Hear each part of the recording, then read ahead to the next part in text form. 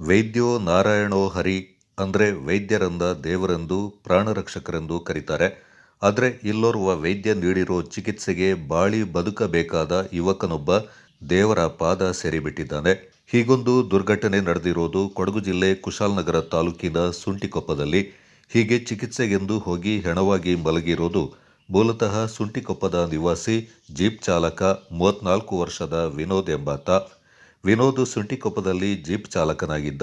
ಸಂಜೆ ಸೊಂಟ ಹಾಗೂ ಭುಜ ನೋವೆಂದು ಸುಂಟಿಕೊಪ್ಪದ ಡಾಕ್ಟರ್ ಯಶೋಧರ ಪೂಜಾರಿಗೆ ಸೇರಿದ ಖಾಸಗಿ ಕ್ಲಿನಿಕ್ಗೆ ಚಿಕಿತ್ಸೆಗೆ ತೆರಳಿದ್ದಾರೆ. ಚಿಕಿತ್ಸೆಗೆಂದು ತೆರಳಿದ ಯುವಕನಿಗೆ ಅಲ್ಲಿನ ವೈದ್ಯರು ಇಂಜೆಕ್ಷನ್ ನೀಡಿದ್ದಾರೆ. ಒಂದು ಇಂಜೆಕ್ಷನ್ ನೀಡಿದ 5 ನಿಮಿಷದ ಬಳಿಕ ಮತ್ತೊಂದು ಇಂಜೆಕ್ಷನ್ ನೀಡಿ ಮನೆಗೆ ಕಳಿಸಿದ್ದಾರಂತೆ. ಮನೆಗೆ ಹೋಗ್ತಾ ಇದ್ದಂತೆ ವಿನೋದ್ ತೀವ್ರವಾಗಿ ಅಸ್ವಸ್ಥಗೊಂಡಿದ್ದಾನೆ. ತಕ್ಷಣವೇ ಕುಟುಂಬಸ್ಥರು ಯುವಕನನ್ನ ಮಡಿಕೇರಿಯ ಜಿಲ್ಲಾಸ್ಪತ್ರೆಗೆ ಕರೆತಂದಿದ್ದಾರೆ. ಆದರೆ ಆಸ್ಪತ್ರೆಗೆ ಬರುವಷ್ಟರಲ್ಲಿ ಯುವಕನ ಪ್ರಾಣ ಪಕ್ಷಿ ಹಾರಿ ಹೋಗಿರುವುದಾಗಿ ವೈದ್ಯರು ಸ್ಪಷ್ಟಪಡಿಸಿದ್ದಾರೆ. ಸದ್ಯ ಯುವಕನ ಮೃತದೇಹ ಮಡಿಕೇರಿಯ ಜಿಲ್ಲಾಸ್ಪತ್ರೆಗೆ ರವಾನಿಸಲಾಗಿದ್ದು, ಸುಂಟಿಕೊಪ್ಪ ಪೊಲೀಸರು ಭೇಟಿ ನೀಡಿ ಪರಿಶೀಲನೆ ನಡೆಸಿದ್ದಾರೆ. ಯುವಕನ ಸಾವಿಗೆ ವೈದ್ಯರು ಮಾಡಿದ ಎಡವಟ್ಟೆ ನೇರ ಕಾರಣ.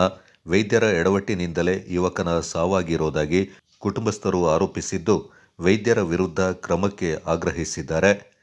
ಹಾಸ್ಪಿಟ್ಲ್ ಹತ್ರ ಕರ್ಕೊಂಡು ಹೋಗಿ 5:15 ಸರ್, 5:15 ಕರ್ಕೊಂಡು ಹೋಗಿ ಈ ಕಡೆ ಸೈಡ್ ನೋವು ಅಂತ ಹೇಳ್ದ. ಸೈಡ್ ನೋವು ಸರ್ ಅಂತ ಹೇಳ್ದು, ಡಾಕ್ಟರ್ ಹತ್ರ ಹೇಳ್ದು. ಅವರು ಕರ್ಕೊಂಡೋಗಿ ಒಳಗಡೆ ನೋಡಿದ್ರು, ಶೋಲ್ಡ್ರಲ್ಲಿ ಹಿಂಗೆ ಮಾಡಿ ಅಂತ ಹೇಳಿದ್ರು. ಮಾಡಾದ್ಮೇಲೆ ಆಯಿತು ಮಲ್ಕೋ ಅಂತ ಹೇಳಿದ್ರು. ಟೆಸ್ಟಲ್ಲಿ ಮಾಡಿದ್ರು. ಮಾಡಿಬಿಟ್ಟು ಇಂಜೆಕ್ಷನ್ ಮಾಡಿದ್ರು. ಇಂಜೆಕ್ಷನ್ ಮಾಡಾದ್ಮೇಲೆ ತಿರ್ಗಾ ನೋವು ಜಾಸ್ತಿ ಅಂತ ಹೇಳ್ದು. ಹೊರಗಡೆ ಕುಣಿಸ್ತು, ನೀರು ಕುಡಿಸ್ಬಿಟ್ಟು ಟ್ಯಾಬ್ಲೆಟ್ ತೊಗೊಂಡು ಬರ್ಕೊಟ್ಟು ಟ್ಯಾಬ್ಲೆಟ್ ತಂದು ಕೊಟ್ಟಿವಿ. ಟ್ಯಾಬ್ಲೆಟ್ ತಂದಾದ್ಮೇಲೆ ತಿರ್ಗಾ ಟ್ಯಾಬ್ಲೆಟ್ ನುಂಗಿಸಾದ್ಮೇಲೆ ಒಂದು 5 ನಿಮಿಷ ಆದಮೇಲೆ ನೋವು ಜಾಸ್ತಿ ಇದೆ, ಇನ್ನೊಂದು ಇಂಜೆಕ್ಷನ್ ಮಾಡ್ತೀವಿ ಅಂತ ಹೇಳಿದ್ರು. ಇಂಜೆಕ್ಷನ್ ಮಾಡಿದ್ರು. ತಿರ್ಗಾ ಒಂದು 5 ನಿಮಿಷ ಆದಮೇಲೆ ಇಂಜೆಕ್ಷನ್ ಹಾಕಿದ್ಮೇಲೆ ತಿರ್ಗಾ ಹೊರಗಡೆ ಬಂದು ಕೂತ್ಕೊಂಡು ನಾನು ಹೇಳಿದೆ, ಎಕ್ಸ್ಟ್ರಾ ಮಾಡ್ಸವ, ಏನು ನೋವು ಜಾಸ್ತಿ ಆಗಿದೆಯಲ್ಲ. ಅವನು ಬೇಡ ಅಂತ ಹೇಳಿದ್ರು. ಬೇಡ ಅಂದಾಗ ತಿರ್ಗಿ ನಾವು ಅಲ್ಲೇ ಬಂದು ಹೊರಗಡೆ ಇಂಜೆಕ್ಷನ್ ಮಾಡಿಸ್ಕೊಂಡು ಕೂರಿಸಾದ್ಮೇಲೆ ನಮ್ಮ ಹುಡುಗ ಮನೆಗೆ ಹೋಗೋಣ ಅಂತ ಹೇಳಿದೆ. ಮನೆಗೆ ಹೋಗಿ ಅಷ್ಟೇ. ಮನೆಗೆ ಹೋಗಿದ್ಮೇಲೆ ಮತ್ತೆ ಅವನು ಎಲ್ಲವೂ ಕಾಲು ಕೈಯಲ್ಲಿ ಹೋದ್ರಿಕೆಬಿಟ್ಟು ಮತ್ತೆ ಈಗ ಹಾಸ್ಪಿಟ್ಲಿಗೆ ತೊಗೊಂಬಂದ. ನಮ್ಮ ಇವ್ರಿಗೆ ಫೋನ್ ಮಾಡ್ದು, ಆಟೋ ತಗೊಂಬಂದ್ಬಿಟ್ಟು ತಗೊಂಡು ಬಂದ ಸರ್. ಆಟೋದಲ್ಲಿ ತೊಗೊಂಡು ಡಾಕ್ಟ್ರು ಬಂದಾಗ ಹೇಳ್ತೀವಿ ಸರ್ ಅಂತ. ಮನೆ ಕರ್ಕೊಂಡೋಗಿ ಎಷ್ಟೊತ್ತಿಗೆ ಅವರಿಗೆ ಸುಸ್ತಾಯಿತು? 5 ನಿಮಿಷ ಸರ್, ಜಾಸ್ತಿ ಏನಾಗಲ್ಲ. 5 ನಿಮಿಷ. ಸುಂಟಿಗೊಬ್ಬ ಮನೆ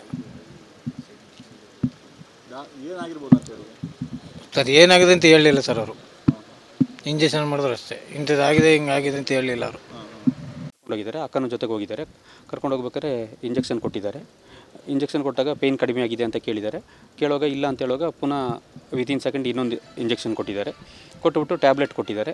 ಇವನು ತುಂಬ ಸುಸ್ತು ಅಂತ ಹೇಳುವಾಗ ಮನೆ ಕರ್ಕೊಂಡೋಗಿ ಎಲ್ಲ ಸರಿ ಆಗ್ತಾರೆ, ರೆಸ್ಟ್ ಮಾಡಿದರೆ ಸರಿ ಆಗ್ತಾರೆ ಅಂತ ಮನೆ ಕರ್ಕೊಂಡೋಗಿದ್ದಾರೆ. ಮನೆ ಕರ್ಕೊಂಡೋಗಿ ಆಗಿದೆ ಅಷ್ಟೊತ್ತಿಗೆ ನನ್ನ ಫ್ರೆಂಡ್ ಇನ್ನೊಬ್ಬ ಬಂದು ಹೇಳ್ದ, ನಿನ್ನ ಅಕ್ಕನ ಮಗ ವಿನೋದಿಗೆ ತುಂಬ ಸುಸ್ತಾಗಿದೆ, ಅರ್ಜೆಂಟ್ ಬಾ ಹಾಸ್ಪಿಟ್ಲಿಗೆ ಕರ್ಕೊಂಡು ಹೋಗ್ಬೇಕು ಅಂತ. ಹಾಗೆ ನಾನು ಮನೆಗೆ ಹೋಗಿ ಹಾಸ್ಪಿಟ್ಲಿಗೆ ಇಲ್ಲಿ ಕರ್ಕೊಂಬಂದೆ. ಇಲ್ಲಿ ಕರ್ಕೊಂಬರ್ಬೇಕಾದ್ರೆ ಹಾಸ್ಪಿಟ್ಲಲ್ಲಿ ಇಲ್ಲಿ ಮಡಿಕೇರಿ ಜಿಲ್ಲಾಸ್ಪತ್ರೆ ಹೇಳ್ತಿದ್ರೆ ಅವರು ಡೆತ್ ಆಗಿದ್ದಾರೆ ಅಂತ ಹೇಳ್ತಿದ್ದಾರೆ. ಯಾಕೆಂತ ಹೇಳಿದ್ರೆ ನಾವು ಹಾಸ್ಪಿಟ್ಲಿಗೆ ಕರ್ಕೊಂಡೋಗಿದ್ದಲ್ಲದೆ ಬೇರೆ ಎಲ್ಲೂ ಕರ್ಕೊಂಡೋಗಿಲ್ಲ, ಮನೆಗೇ ಕರ್ಕೊಂಡೋಗಿದ್ದು.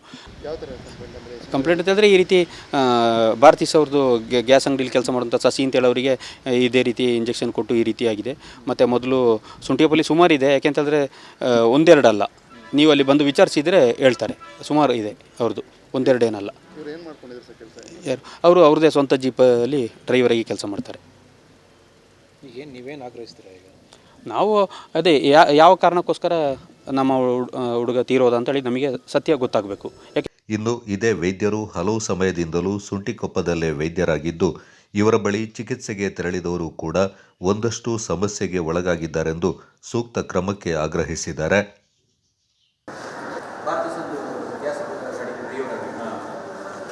ಸಸಿ